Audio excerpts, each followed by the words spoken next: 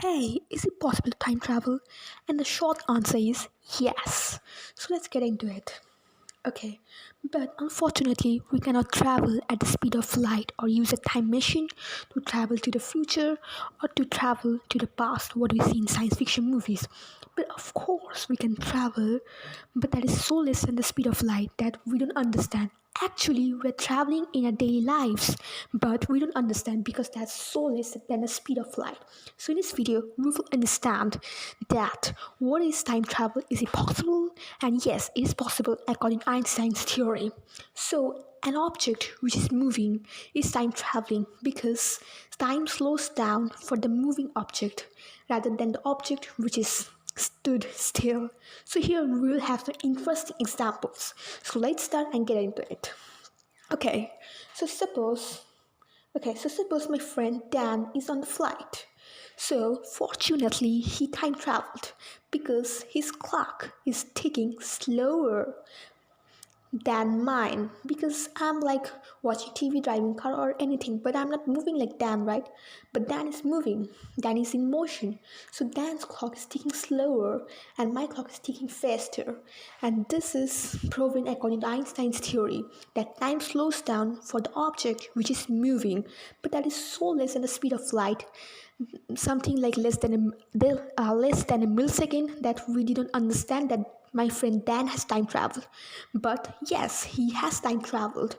So yes, I have to inform everybody, right? That my friend Dan has time traveled. Yes, he won the prize for time traveling. But unfortunately, that's pretty common. Millions of people are traveling by flight and they have time travel a few milliseconds. Uh-oh. Even a person who is walking, he has also time travel. Oh, is my friend Danny sad? No problem, buddy. You at least won the prize.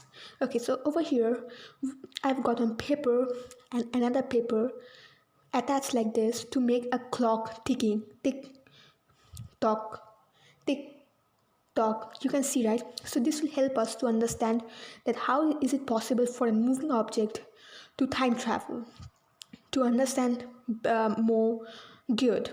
Okay, so over here I have stood still. This clock is not moving and it's ticking like a clock. Tick tock, tick tock, tick.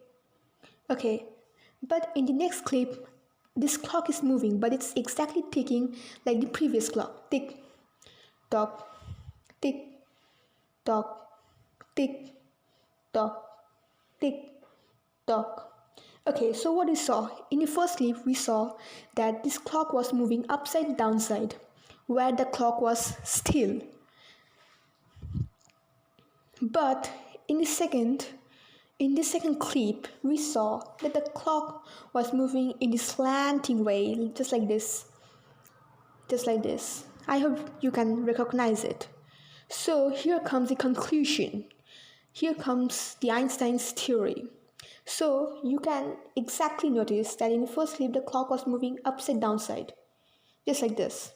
But in the second clip it was moving like this. I mean the light was reaching like this. So you can see that in the second clip where it is written like zigzag, over there you can exactly notice that light has to take much longer distance rather than the first clip.